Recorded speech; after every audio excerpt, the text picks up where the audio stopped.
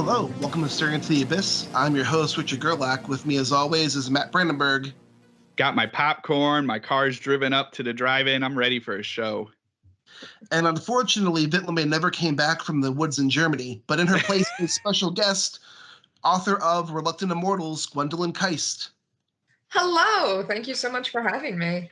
Oh, no problem. We're very excited to have you here. This was a blast. And you know what? It's funny. I'm going to start right off the bat because I'm trying to remember. And as we were for listeners right before recording, we were talking about this giant sinkhole of time that's been following us for years now.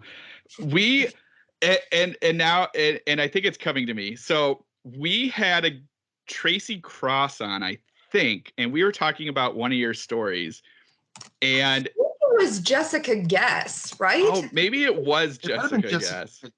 Yeah, I think it was Jessica, and you guys were talking about the Lucy story. Yeah. All right, good. So you heard that one. Yeah. And now, again, this time sync, that story, like when we were talking to her about it, were you already in the middle of writing this? Yes, I believe so. Yeah. Okay. Just because, like, again, for people, if you go way back and find that one, I don't even remember who it was, so you can see how long ago it's been. But we were discussing how awesome you took a character and we wanted more of Lucy. So it's really funny that this came out and like I knew, because obviously I read the back cover, but then as I'm reading this, I was like, holy crap, she did it. I love the character of Lucy, and I love Dracula, and I love Jane Eyre, and I love the character of Bertha Mason, the mad woman in the attic. So I was just like, yeah, I just want to put it all together and have fun with this. Which was just like great. Like I love this play. And you know, I'm trying to think of other, because I feel like, you know, I guess what Gregory Maguire did, not for Dracula, but has taken characters and kind of morphed them. And I'm sure there's been other people, I just don't remember. But I love this concept because it's such like a thing that I know I do, and clearly you do too, which is you watch a movie and you're like, man, I really want to know more about that character. Yeah, definitely. That's something that I'm always like, you know, I want to see their perspective. I want to know how they're experiencing this. And I think the first time that ever happened to me that I even realized that could be a thing is when I was a kid, and it actually was with Dracula. My dad told me that there was like some play, I think it was like an off-Broadway play or something called Renfield, that was all from Renfield's perspective on Dracula. So I remember that was like one of the earliest times I'd ever heard of that done. And obviously it's been done a lot more than just that. But I remember being like, ooh, that's cool. So it's like, I feel like that stuck with me, even specifically related to Dracula. So it was like, the more I thought about it, the more I'm like, well, we've never had Lucy's perspective. We've had Mina's perspective. We've had most of the other characters. You know, we even had that movie Van Helsing, even though it was a very, very different version of Dracula. But it was, I mean, you know, it's fair. I guess. You haven't seen it since it came out, but yeah. So I was like, you know, we haven't had Lucy's perspective yet. So we need to do that. That's something that needs to exist. Right. No, it's awesome. And what's fun is then it like makes you, especially this time of year, a lot of us are rewatching horror movies and or watching ones for the first time, and it's fun to like watch those things now, especially after reading this, because you're kind of like, oh, I wonder, you know, you start trying to like look at things and think about what they're doing and being like, oh, this could play later, this is sweet. It is. This is such a great time of year. I mean, for horror fans, we obviously watch horror year round, but this time of year is such a fun time of year to just be like, yeah, like let's either rewatch these favorites, or let's find some things that, you know, we haven't seen before. It's great. Right. It's like such a fun excuse to kind of pick up those things that, yeah, you might have missed for whatever reason, and you're like, well, I'm going to watch all the things I haven't seen, or even like books. You're like, I'm going to read these books because I haven't read them yet, and everyone's been talking about them for years. So yeah, it's a great excuse for all of that. So I know I kind of jumped ahead. So Rich, take it away. All right. So before we get into Reluctant Immortals, we like to dive into some weekly recommendations. And one of the first I like to give is Earthdivers, the comic by Stephen Graham Jones. Yes, just came out this week. Just came out this week. Issue 1 came out. And the focus is, it's in the near future. Earth has become almost uninhabitable. All the wealthy people left, and a group of indigenous Americans are found a way to travel to the past, and they believe they're going to go back to 1492 and assassinate Christopher Columbus to prevent the apocalyptic future. That is amazing. And it is a blast. Oh, I love it. That's great. I also watched Werewolf by Night, which is tons of fun. It's a good Marvel homage to the old Universal monster movies. Ooh, that sounds fun. So like, because I mean, I've seen the trailer. I haven't watched it yet, but I loved it's all black and white and everything. Is this based off of a comic or anything? It's based off the character Werewolf by Night. Oh, well, that's obvious, I guess. Actually, right Moon Knight made his appearance as a villain in Werewolf by Night. Okay. So is he... Okay, so he's part of the MCU now, is what we're saying? He's part of the MCU now. Do they give any allusion to him showing up? I'm not too sure. Like, it seems like it's a very self-contained special. Yeah. But it does take place in the MCU. And they introduce Man-Thing in the MCU as well. Nice. I've seen an image of him. He looks pretty sweet. He looks great. He's and I always laugh because they don't call him Man-Thing. Just the main character always calls him Ted because that's his human name is Ted. So he's always like, "What's going on, Ted?" I love it. Is it set in modern day? Like, is it now? So it's kind of in a weird time. Like, it looks like it could be now, but it also looks like it could be the past. Okay. They don't really give an illusion for time. And is it just I'm looking up the stills right now because I didn't hear of this one. I don't hear of anything though. Like I kind of live in like a universe away from what everybody else is. Once I hear about it on Twitter, and even then I usually promptly forget about something unless I hear it again and again. So right. Oh, I get that. Totally. Like, so is it just a basic kind of, and I don't want to say basic, especially because we talked about werewolves last week. Is this like a werewolf story, as in a guy turns into a werewolf? Well, I mean, he's already the werewolf by the time this starts. Okay. So you don't see him get his powers or anything.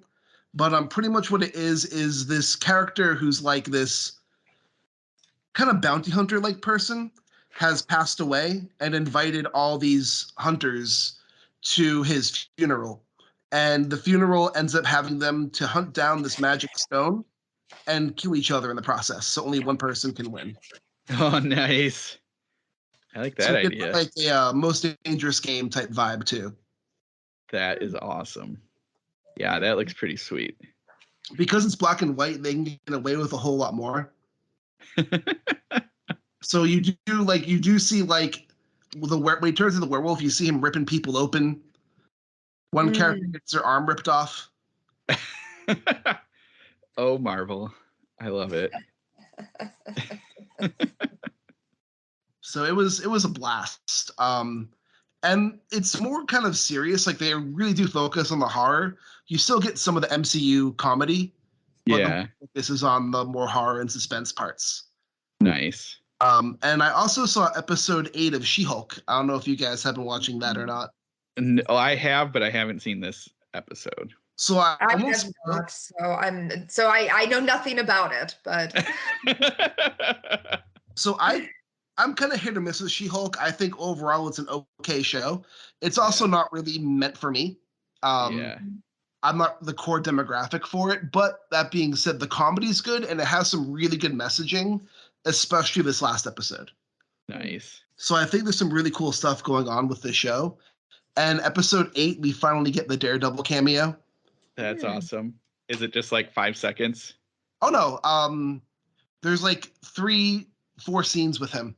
Oh, that's good. There's a part where they have to break into a base, like a person's like base of operations, and they debate whether they do stealth or have She-Hulk smash. And he's like, I've done this so many times, we're going stealth.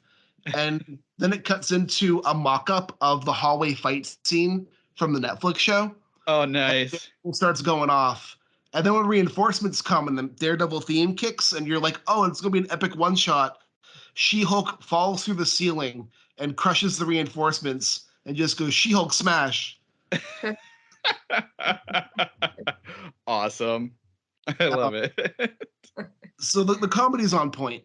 And then they hook up in the episode too. And you see Daredevil doing a walk of shame. Okay. Yeah, that's why. That's why.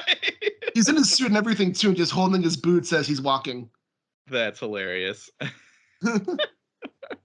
And besides that, I also watched an anime called Land of the Lustrous, which made me want to buy the manga.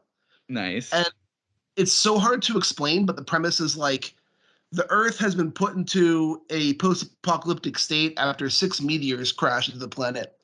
And one continent that's like a Pangea-style continent, all humans are dead.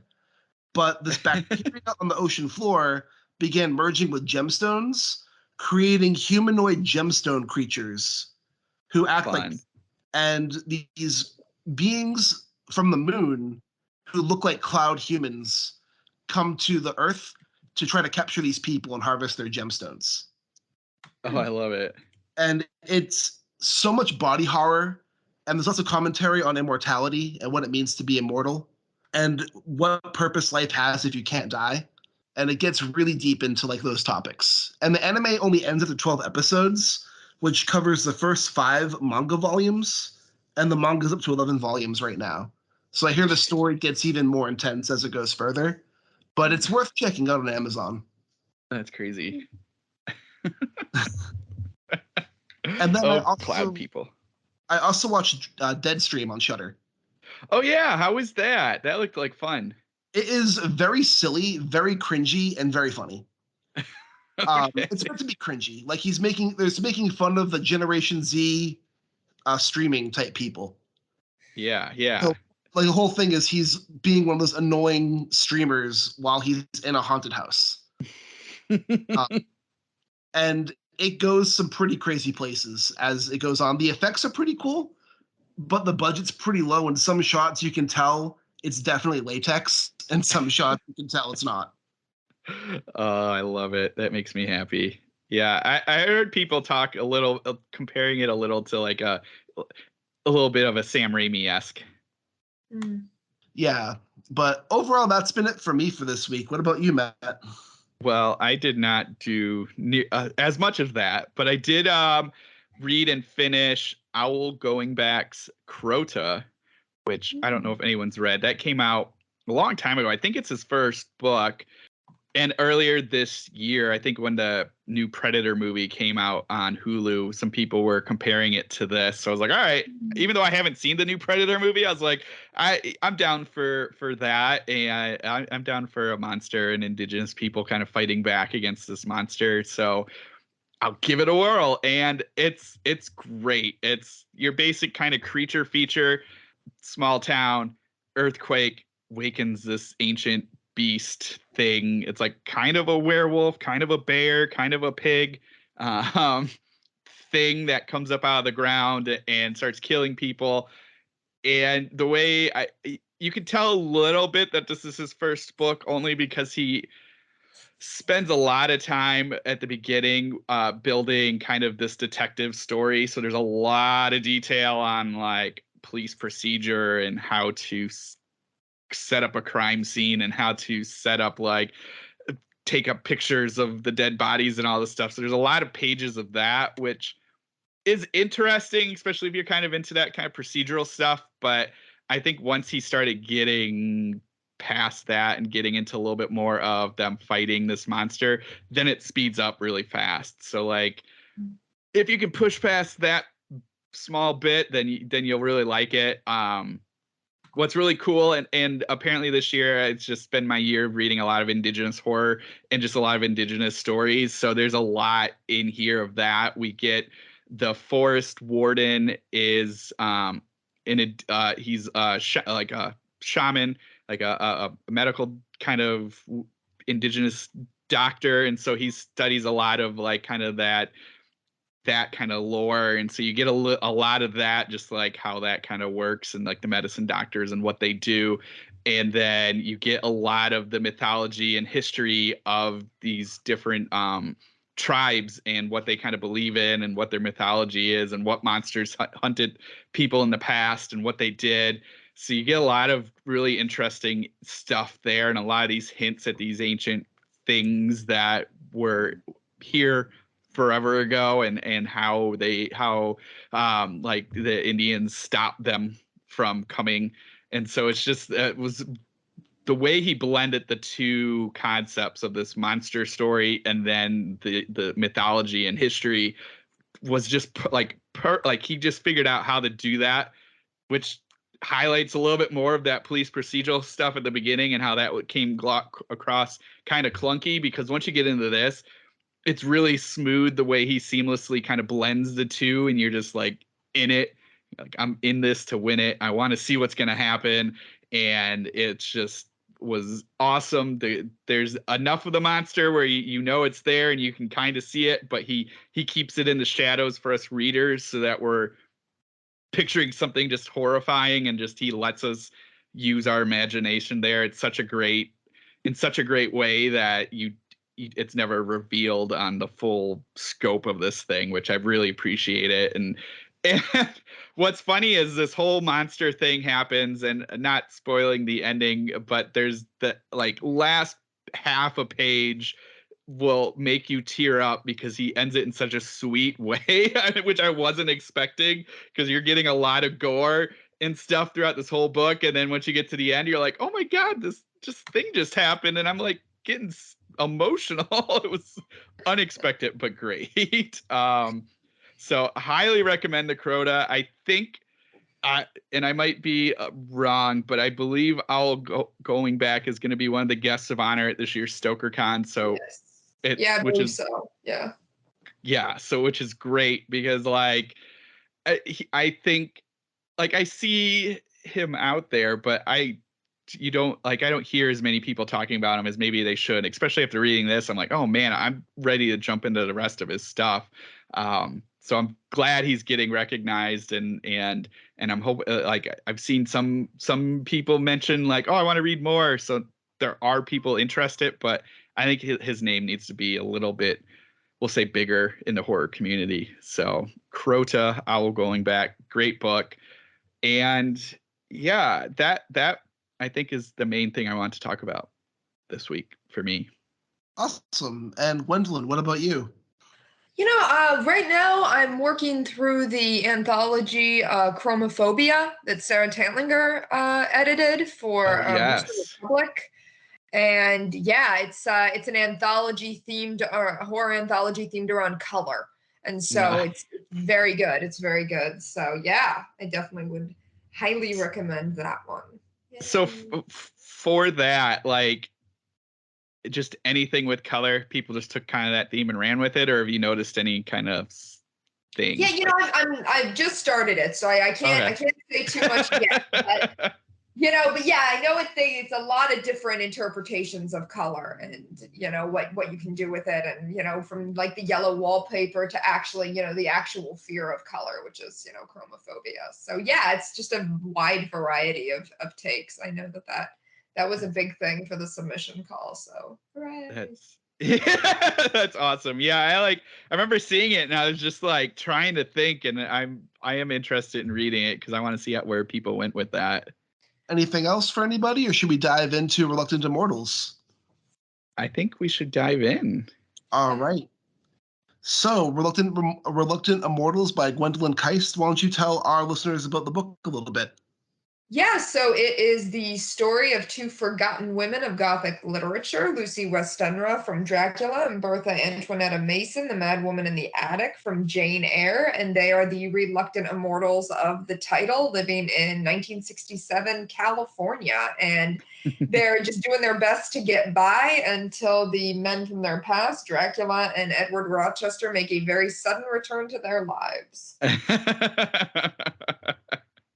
Yes, I just, like right off the kind of, I mean, I already had talked a little bit at the very beginning of this, but just the the concept is so is just perfect, like I said. But I love is you did some really interesting and neat things with, we'll say, vampirism and kind of that lore and mystery and mythology there, which I really loved. And what I thought was even cooler was bringing in Bertha from Jane Eyre, because that's like one like thing that I just don't know much about, but I'm more like it. As I was reading this, I was like, crap, I probably need to read Jane Eyre now. I know I'm like bad because I haven't read it, but like I kind of just to see, because it was such an interesting character, such like a neat concept, and digging into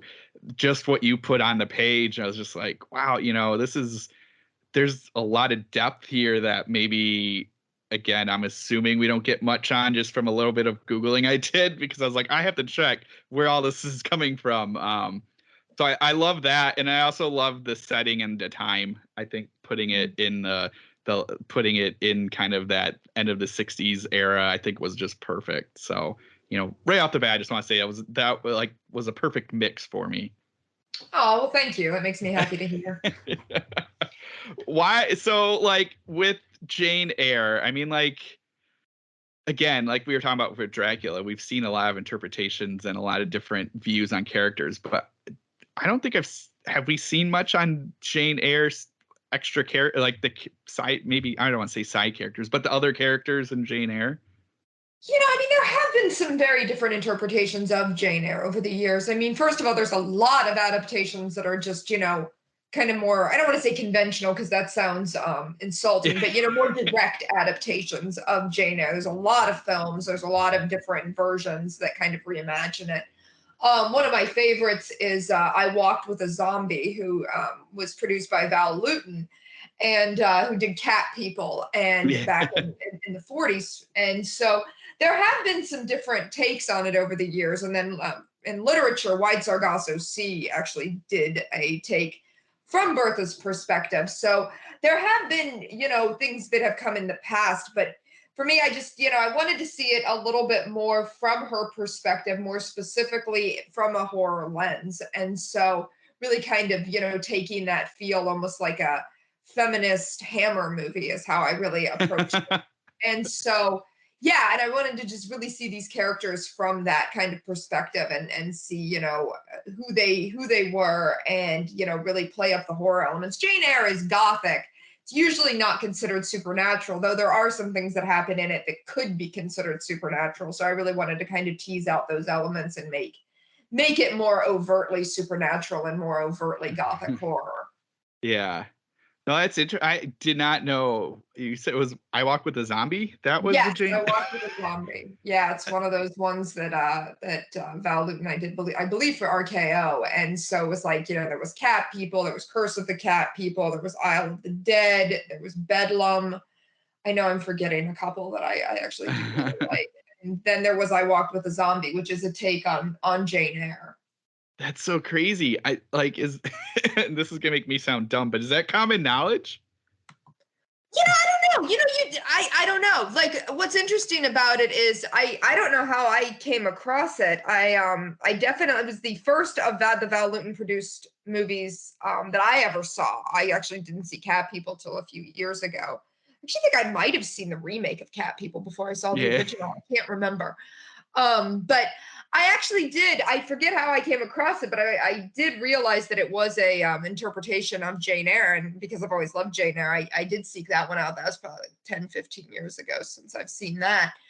But I don't know. People don't seem to talk about it as much as I feel like they should. I feel like that's something that, especially because Jane Eyre is so gothic and Val Lewton stuff is so horror. The Seventh Victim is another one that because I just looked it up. I knew I was forgetting one that I love. I love The Seventh Victim. That's another Val Lewton movie as well. So, but yeah, I Walked with a Zombie is a really neat interpretation of Jane Eyre. Obviously, these are all kind of dated, and some of the gender and racial politics are very questionable. So, content warning in that regard. Like a lot of these movies from the 40s, you go and you watch them and you cringe over certain things. So just FYI, going into them, it's there's definitely things about it that it's like, oh, good grief. But the general atmosphere is really neat. And I do love to see, obviously as somebody who wrote, a Dracula Jane Eyre kind of retelling / sequel, I love to see different versions of, classic literature. And it's a very different interpretation of Jane Eyre. So that's really neat. That's super awesome. And yeah, that is definitely one of those things where you watch some of those movies now and you just have to kind of be like, okay, that was the time. It's not right, but yeah, and some of the ways in the movie, like in I Walked with a Zombie, I feel like they are trying to deal with some of the themes of colonialism, but they're doing it, I think, not. I find that sometimes in some of these old movies that it's like you could tell that maybe they were trying to deal with some of this stuff, but they're doing it in a way that's like, oh God, I that's very dated, and you really don't know what you're doing. But I try to say that at least some things that we're trying to grapple with it, that's better than not grappling with it. But yeah. I imagine that even some of the things we're all doing now that we think, oh, we're doing better with gender politics and LGBTQ politics in certain ways in literature. But I bet in 50 years, people are going to be like, oh my God, cringe. So yeah, right. Hopefully we progress. I always say that maybe that's good, that at least in some ways we're progressing as, an artistic community. So maybe it's good.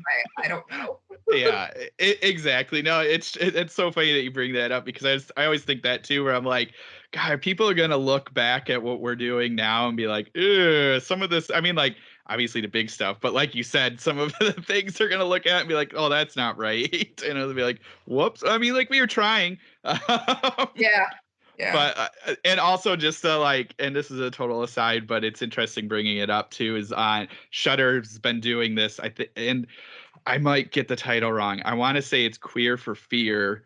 Mm-hmm. And it's just like this 5-part series, and it's kind of tracking that history of horror and kind of like queerness and horror and everything. And the first episode is talks about Frankenstein, Dracula, and I think the werewolf. But anyway, what you're talking about with that and that kind of early stuff, it's really interesting when they kind of like point out some of the things happening in Frankenstein and Dracula, and like what the actors and the writers were trying to do. And then even like you said, some of like the scholars that they have now talking are like, yeah, some of it's still cringy and a little dangerous, but like, we also know X. And so anyway, that was just a side, because I was just thinking, I was like, oh, it's interesting. Yeah. So anyway, I wanted to I brought up the vampire stuff. I kind of wanted to get your little take on that, because you do some really interesting, I think specifically with Lucy, and I don't think this is spoiled. Well, obviously it's not, she's a vampire, but like, so she's not really feeding in this in this book. And like, it always feels like, again, that mythology is like they have to feed. So like kind of what was your take on the mythology and kind of like how you played with it to put it in here? Yeah, so I really wanted to look at different vampire lore and really kind of examine it in terms of what came from Dracula, what didn't come from Dracula, what do we think came from Dracula. For example, he can go out during the day in Dracula, he just doesn't have any power.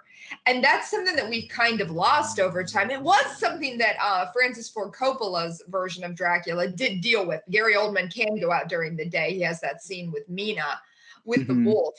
And so it did, even though I'm not a big fan necessarily of the love story part of that movie, a lot of it did get some of these specifics about Dracula right, that from adapting it, that a lot of the film versions don't. And that's a big one, is that Dracula can go out during the day, he's just not powerful. And that's been lost a lot over the years. And a lot of people, don't remember that or didn't ever know it.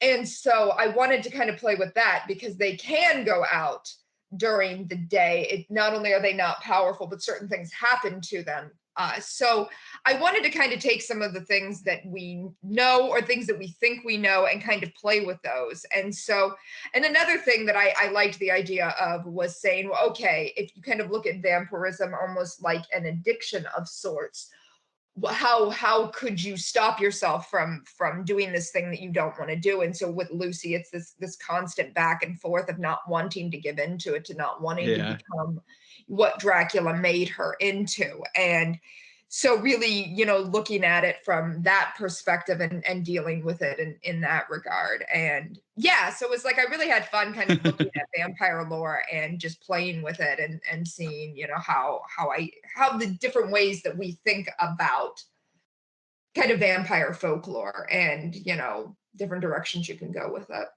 Yeah. Well, and yeah, which I love too, even just because it does talk about the addiction. I thought that was a really interesting kind of tie into that, just her, especially with Michael, her going back and forth, not only on kind of creating that like mesmerizing him, but also just that like feeding kind of concept where she's like trying to fight back on it, and other times when she's coming across people and you're just like, oh, is she gonna give in? And you put in Dracula's voice in the background being like, do it. And I was just like, oh, that's so good. And also to go into some of that myth, it was such a cool way to do both of them, to both her, Lucy and B together within that house at the beginning, because B's afraid of windows being closed and being in closed space, but then they also have the routine of covering all the windows in the morning, and so you kind of have this like little like them helping each other out and playing, also giving us the reader a great mindset of where they're at with their afflictions, and so Yeah.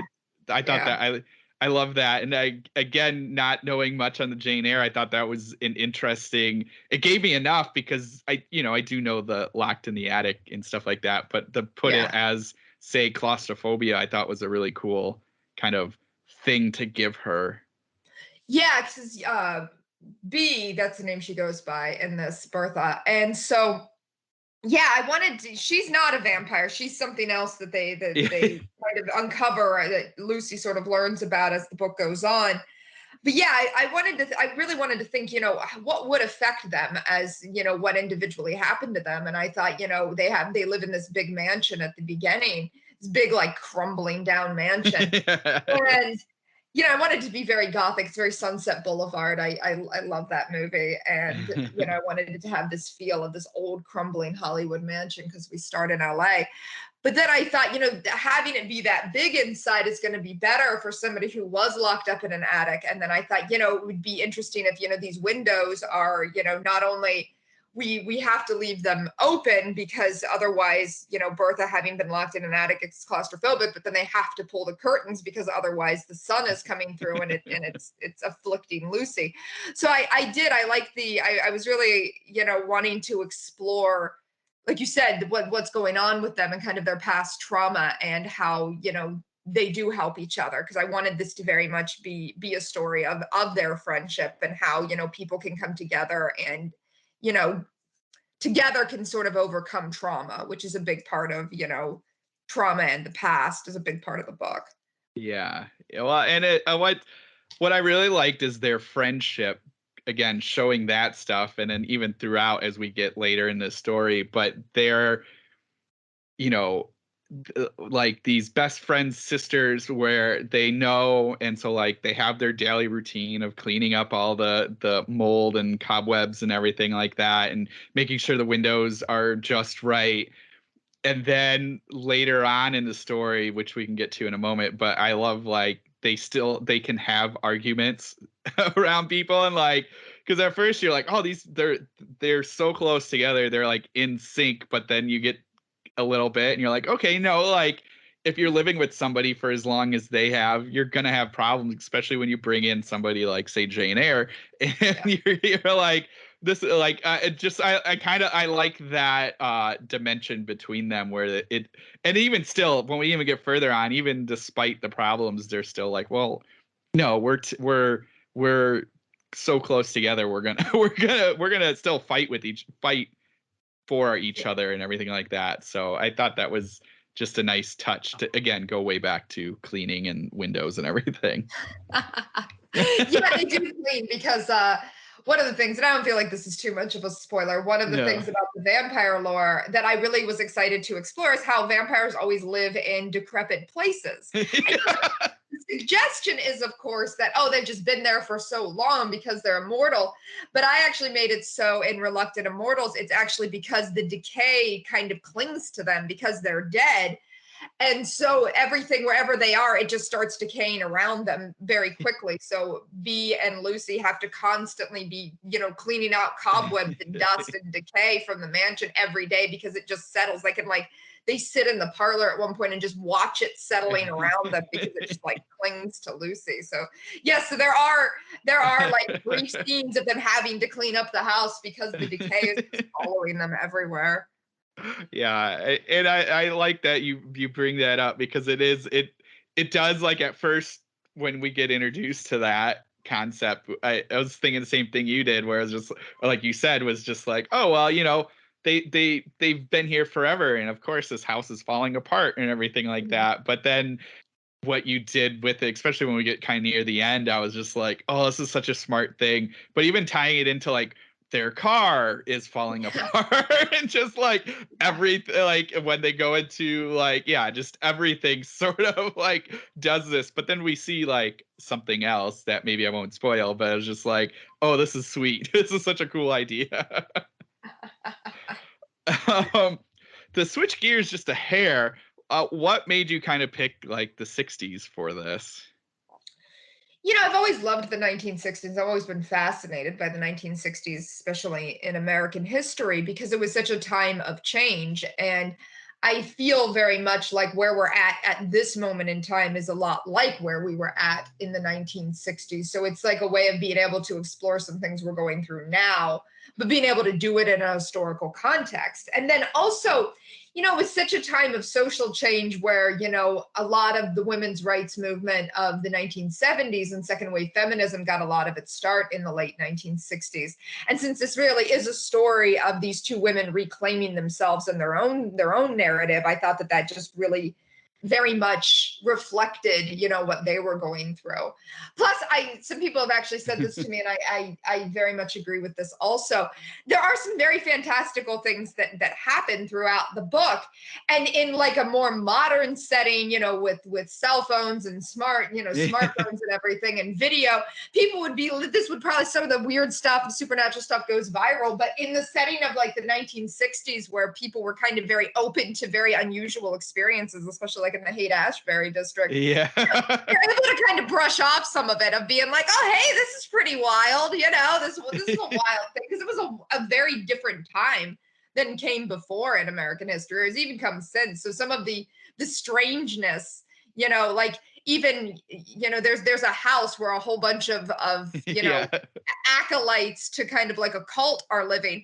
And, we still to this day would be like, whoa, that's pretty weird. But like back then it did happen some, there's obviously more than one instance of that kind of happening. So I feel like, some of the things that were very weird now even maybe weren't as unusual at that time point. So supernatural and the strangeness can kind of blend in a little bit more in the late 1960s. Yeah, definitely.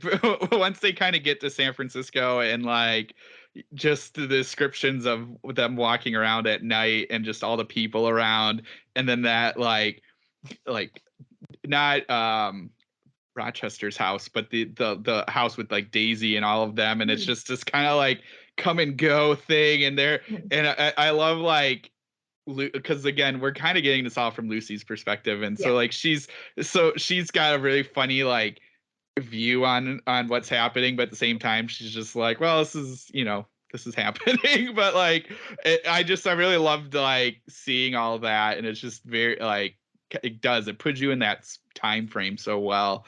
But yeah, I'm just laughing because I just was thinking of this crazy drugged out house, and like she comes back from the dead at one point, not the spoil that I don't think that's a spoiler, but she comes back from the dead one point and they're all like, whoa, that's crazy. And they just kind of roll with it. And I was like, oh, this is perfect.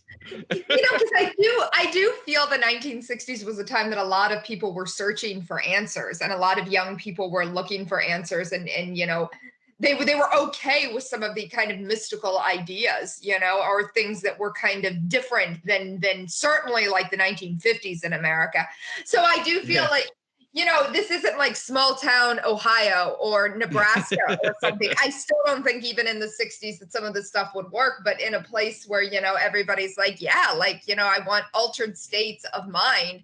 And then, something happens and it's like, oh, you're supernatural. Okay, that's cool. Whatever. I feel like there might actually be more acceptance of it than there might be like anywhere else or in a different time period.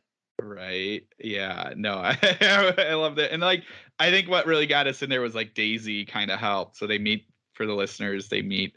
And I'm trying to remember, like they pick her up, right? I think she's just like a hitchhiker. Yeah. Yeah, she's a hitchhiker. She's hitchhiking from a music festival, and Lucy and Bee pick her up, and that's just, they take her to San Francisco because they're headed there anyways, and then she's just like, yeah, I'll help you. It's cool.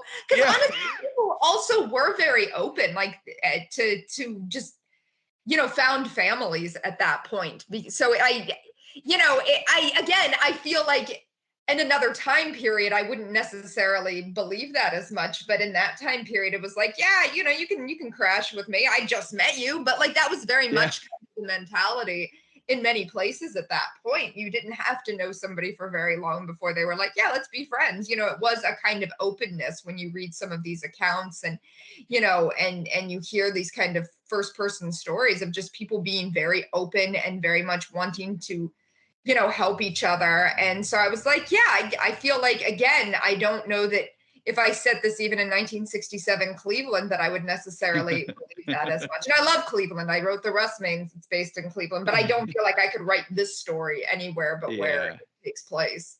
Yeah. No, and I think that, I think that helps kind of also play into the end and just getting, because again, not to, the beginning of the story, we get this very kind of contained idea of Lucy and Bee and like their life and their crazy neighbor and going to the drive-in. Like, I do love comic relief neighbor, which I loved writing him. Like I feel like that was there's a lot of things in this, because I did want to really play up the fact that, there are a lot of juxtapositions that are especially jarring for Lucy as a Victorian, and we're getting things from her perspective.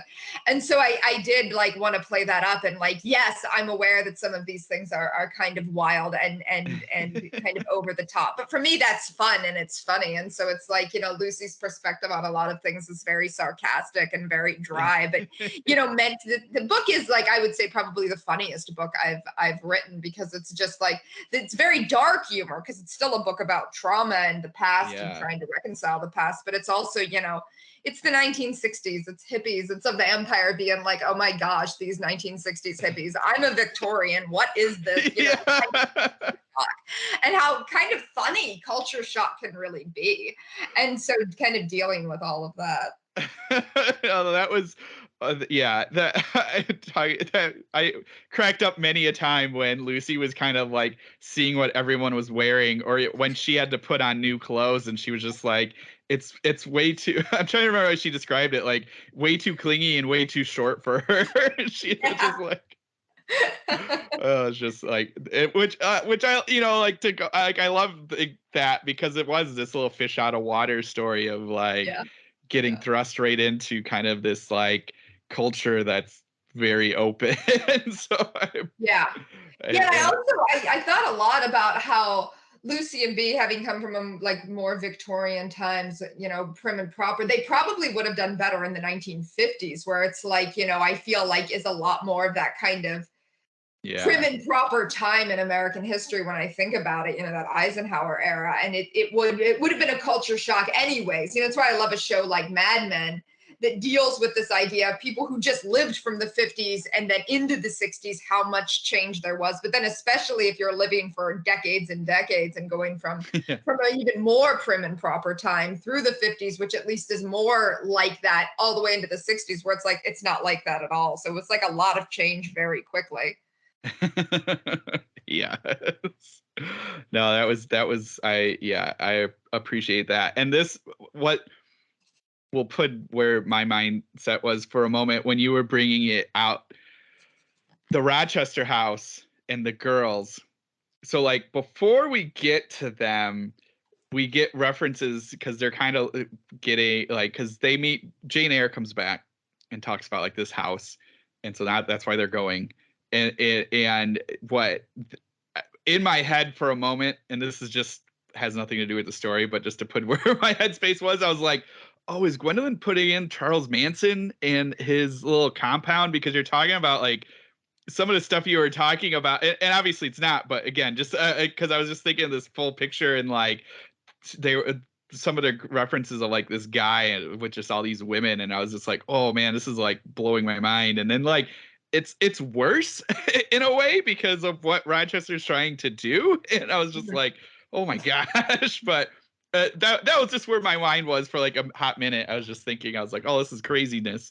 Yeah, I mean, I do feel like, like I said, it wasn't just, the Manson family at Spawn Ranch. There were several things like this. There were several groups of people, in particular in California, but I think there were certainly places elsewhere. And it was this weird moment in American history. I think, again, because people were so open and they were searching for things. And unfortunately, people will take advantage of that. And so there was this point in time where there were a number of things that absolutely could be called cults. And so, other people have drawn the Manson comparison, and, absolutely that's there. But it was such a period of time that happened, with several different groups. And it's strange. It's a very strange time. I watched more than one documentary about different cults in California or, in America during that time period, either the late 60s or into the 70s. And it's very strange. We don't have it as often now, though there certainly are. There was that Nexium, I think it was called, that they just called trials. So it definitely still happens. It often looks different now. It looks more like, not that I would say this wasn't necessarily self-help stuff in the 1960s. I think it was, but I think that's more of explicitly how they tend to market the cults now, of things that we now, once we realize it is a cult. There's also a fine line, I guess. At some point, something tips from just being a self-help group into being a cult, right? Like, we think of something as being either a good group or something like the Manson family, but obviously there's areas in between that somebody might be like, oh, I really like this, and somebody else is like, no, this is a cult.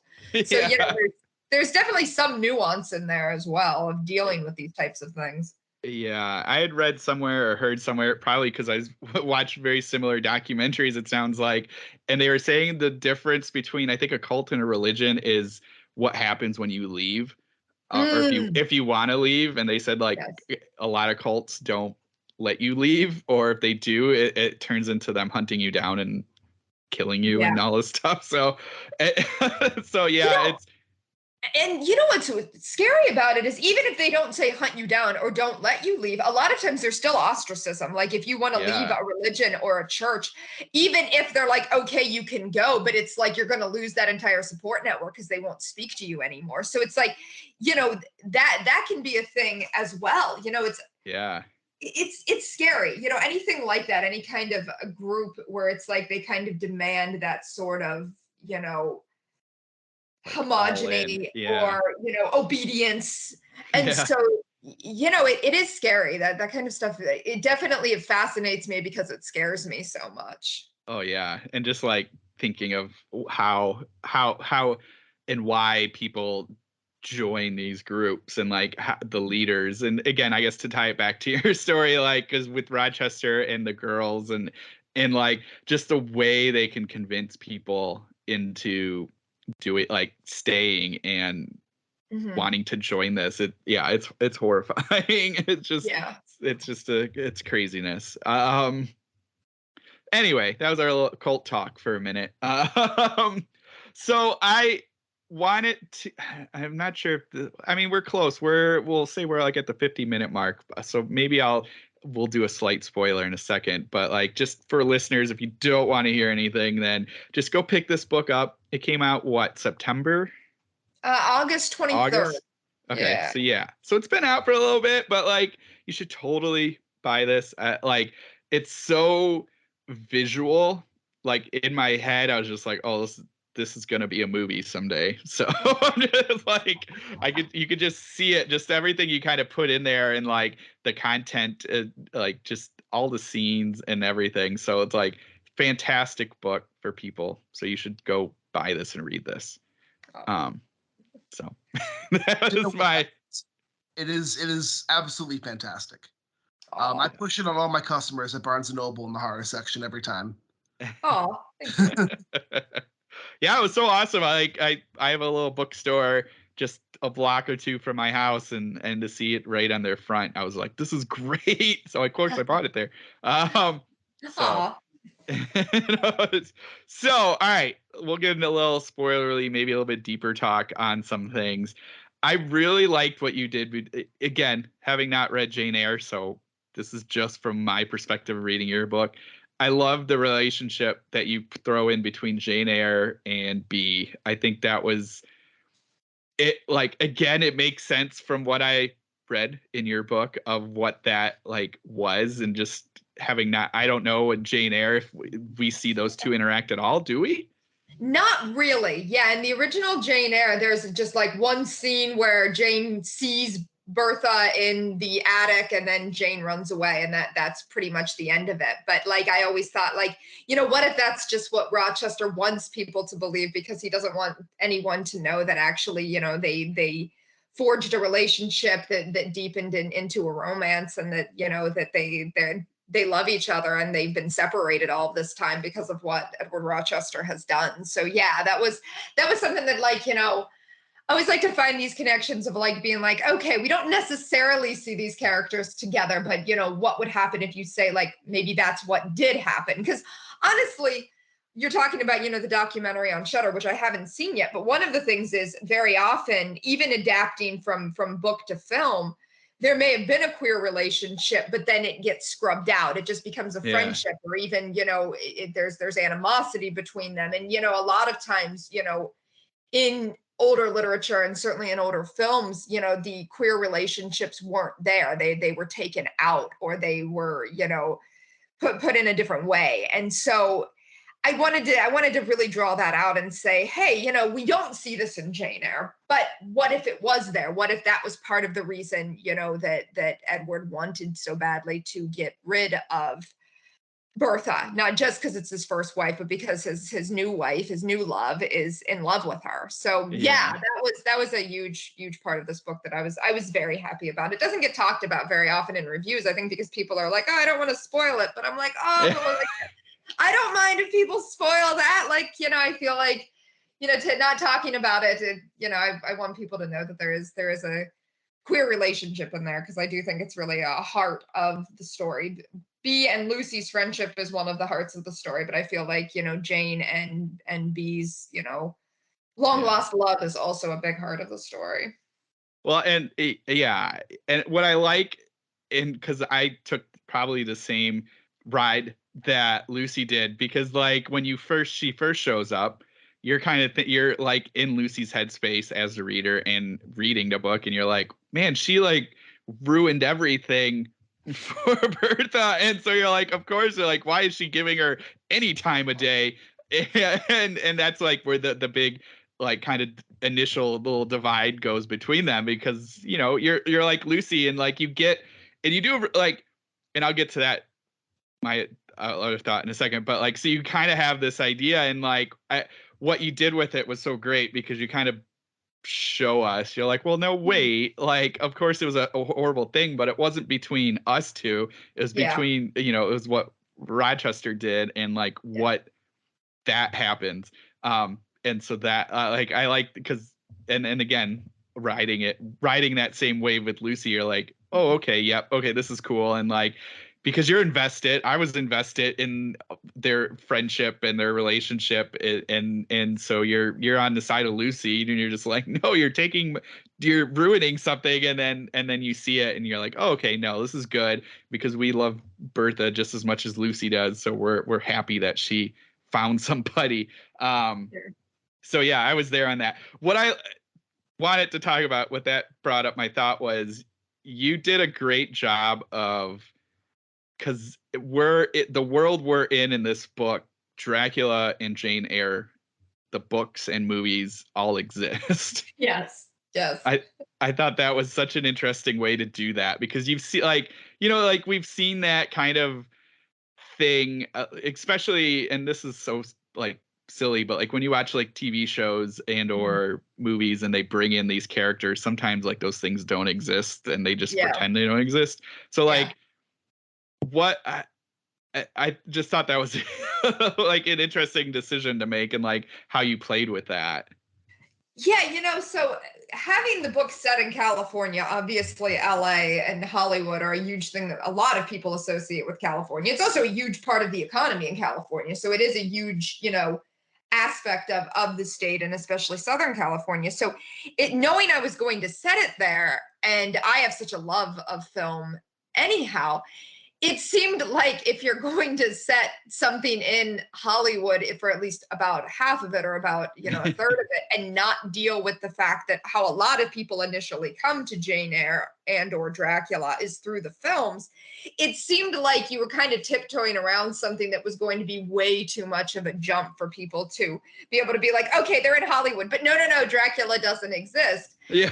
And, I remember when I went to first write it, I was, going back and forth. And one of the things that finally decided it for me, and this is just a totally personal thing, was that I love Christopher Lee and the Hammer films so much. And the thought that those didn't exist made me so sad that I'm like, okay, let's do the opposite and let's lean into it very, very heavily. Not just acknowledge that this is part of the world that we're in, but that this is a huge part of it. That almost like they are in Hollywood, almost as this kind of way of punishing themselves or reliving their trauma, because here's the place that has, kind of brought these characters to even more of an audience. And then as I went along and was writing the first draft, I couldn't imagine not having it in there, because so much of this book is about these men, Dracula and Edward Rochester, taking the narrative from Lucy and Bee. And one of the huge ways that you can say that's been done is through the films, and how they've been erased, not just from the books, but, and from the film versions too. So it seemed like without actually acknowledging the films, you're kind of losing part of what the entire point of the book was. So it ended up really all coming together as I was writing it and being like, yeah, I can't imagine not having those be something that that would exist within this world. Yeah. Yeah, I loved it. And like, God, I'm trying to remember, there was something I watched recently and thinking exactly what you're talking about, and I can't remember what it was, but I was just thinking about I think it had to do with Dracula as well, and just not existing, and I was just thinking of like that repercussion of like the broader world, and just like, and exactly what you said, it's like, how we're not gonna have any of these films, and then what does that mean? But anyway, so I appreciate that you put it in there, and I think it also helps give us that a little bit more of that depth between like exactly what you said, which is that narrative, and like where does that go and lead us. And then again for Lucy and then Jane Eyre and Bertha, that like knowing this book and knowing what they talked about for Bertha, that I think helps again put me back in that reader space with Lucy when Jane shows up. So all of that ties together in a nice little bow. So I like that. I also wanted to talk a little bit about Renfield. I think you did a really interesting and cool thing, actually, with Renfield and Michael. I think I really liked that story. Yeah, my dad growing up was a huge fan of Renfield. I think that's his favorite Dracula character. And so like we talked probably more than the average household about Renfield. And so like I was always thinking about Dracula and horror in general as a kid. And then I always thought, poor Renfield, like he didn't ask for any of this, and he doesn't get a lot of sympathy in general in most of the adaptations, or even necessarily that much in the book. Probably a little bit more so in the book, but a lot of the adaptations he just kind of gets thrown aside. And I'm like, he didn't ask for this either at all. And also thinking about how he and Lucy never really crossed paths in Dracula, yet the same thing happens to both of them, really. They're kind of the first ones to have something terrible happen to them. And are kind of these sort of sacrificial lambs early on in the books, in the book. And so, wanting to draw that parallel between what happened to Renfield and what happens to Lucy. And I liked the idea of, as I was developing them, to really have, Renfield gets tossed aside by Dracula pretty early on, whereas Lucy does get a little bit more attention initially. And especially in my version of it, she and Dracula have this kind of obsessive relationship with each other. And I really like the idea of having almost this jealousy from Renfield's point of view. Like, you're the one who's getting all the attention and you don't even appreciate it, kind of thing. And then really exploring his arc as the story goes along, and trying to find those redeeming qualities in him, because he is a lot like Lucy, and it's not really, none of this is really his fault. Yeah, yes. Now that you say that, like, that totally makes sense. Both of them being the same, and like the fact that even in this, like, you have him for most of it being just so dedicated to Dracula and everything, and then like he starts near the end. That's when we kind of get this, like, oh, he finally kind of realizes, and I really like that. And as an aside, and I don't mean to keep bringing it up, but it's just perfectly timed for reading this and watching that Queer for Fear thing on. They talk about Renfield, and they say in the show, so this isn't me saying it, but they say in the show that Dracula wrote Renfield as himself, and that he imagined, I can't remember if it was Walt Whitman. It was somebody he put as Dracula, because their hypothesis and or they found letters and stuff. They think that Bram Stoker was in love with Walt Whitman. And I did not know that. That's interesting. Did not know that either. And then watching this, they have letters, and I could be wrong on Walt Whitman, but it was a famous out poet at the time. And there's actual letters from Bram Stoker that, like, you barely have to read between the lines to realize how much he was in love with this person, and how he appreciated this author or this poet being able to be out where Bram Stoker didn't think he could be out. Wow. And it's, I never heard this. I just looked it up as you're talking. Yeah, I've got, this is a great article titled "Bram Stoker Sent Walt Whitman Weirdly Erotic Fan Mail." Now that is something I did not know, and I love it. This is great. Yeah, because a lot of people do describe Renfield as queer coded, that he's, not necessarily, it's not explicitly that there's, this kind of queer attraction between him and Dracula, but that there are the suggestions of it, and depending on the adaptations in film, whether or not people really kind of lean into that or not. And so I did know of that, because that was something I was very much thinking of as I was writing it. But I did not know that Bram Stoker, and another one, Dracula author Bram Stoker's extraordinary love letter to Walt Whitman. I love this. I can't wait to look into this. This makes me so happy. Thank you so much for telling me. This is incredible. Yeah, wow. No, if you have Shudder, I highly recommend watching that first episode. They do this really neat animation as they have somebody narrate the letter, and wow. I love that. Yeah, it's heartbreaking, and that's what they're saying for Renfield, or like the way he wrote Renfield the way he did was because he was putting himself in that position, and how he couldn't be like Dracula. So yeah, so I can't believe I didn't know this, but thank you so much. Like I tried to. I don't tend to look as much necessarily into the lives of the authors, when I'm was looking into this. I do know some about Bram Stoker and Charlotte Bronte. I was looking more at the analysis of the work itself. I don't know how I didn't come across that though. So thank you. I'm so happy. No problem. I know about Oscar Wilde and Walt Whitman, but not Bram Stoker. Yeah. Like Oscar Wilde. Yeah, he was out at the time because I believe that that there were like a trial against him and everything. I was looking at that because I think Picture of Dorian Gray is such a great story, and the adaptation, the first adaptation, is such a great movie. And I was just reading about that, so it's like I knew that history a little bit, but I did not know about Bram Stoker. So that's Bram Stoker and Walt Whitman of all people. Like I didn't know they knew each other. Like I love that. I don't know how I didn't know they knew each other.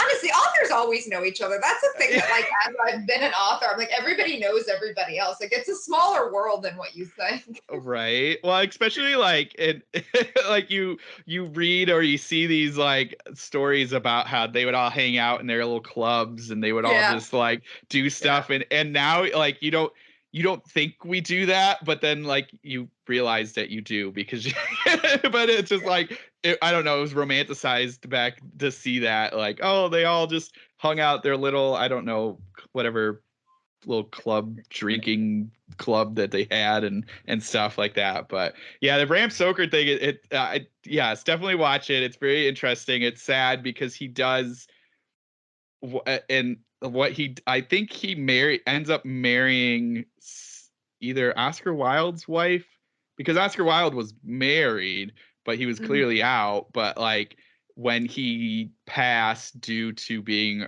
because there was that big trial and he went to jail and that just he couldn't do it. So Bram Stoker married his wife. And then, look at this up too. Yeah, she was her former suitor. They were not married. Okay. She was a celebrated beauty whose former suitor was Oscar Wilde. Wow. Yeah. Like I didn't know this either. Like this is like a soap opera. Like right. Well, everybody knew everybody else. Yeah, exactly. And I guess what like and what they were saying is like after that and Bram Stoker went like hardcore the other way and was like, we need to make, I think at the time they called it buggery. They're like, we need to make buggery illegal. And like, he went really hard. Yeah. It was like really sad when so the documentary is great. Apparently this last episode, I haven't watched it yet. I know we should be talking about one thing, but like, apparently this next episode is a really good one. They talk about, Anthony Perkins. Apparently he's got a really tragic story that I don't know about yet. So I'm ready to watch that. But anyway, that was just like I loved what you did with Renfield and like that story that you put in there.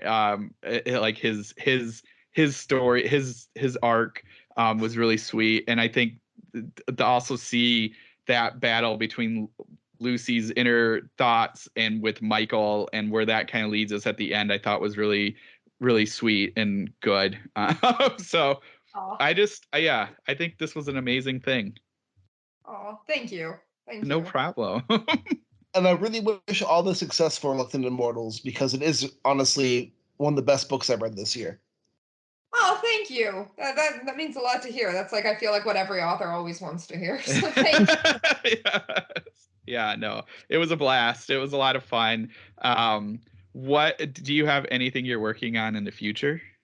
My next novel is over to my editor. It is it's about a haunted neighborhood and three girls who escaped the neighborhood before the whole neighborhood became like a ghost. And now it's many years later and they have to return to deal with it. So yeah, I love haunted house stories. So I'm like, let's just do a whole haunted neighborhood. I love it. That's amazing. And where can listeners get in touch with you, Gwendolyn? Yeah, you can find me on my website, GwendolynKiste.com, or you can find me on Facebook, Twitter, or Instagram under my name, Gwendolyn Kiste. Perfect. And you're posting some amazing pictures for Halloween. Yes. Yeah, I'm doing cosplay pictures, like I'm doing costumes every day. So yeah, that's I'm a week into it now. So I've been like Maleficent, I've been Nancy from The Craft. It's like all kinds of like, not everything is going to necessarily be horror, but like so far most of them have been pretty horror. It's been super awesome. Thank you. And Matt, where can listeners get in touch with you? I am on Twitter at BrandenburgDM.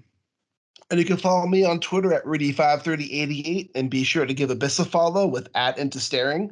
This is Richard Gerlach saying keep staring.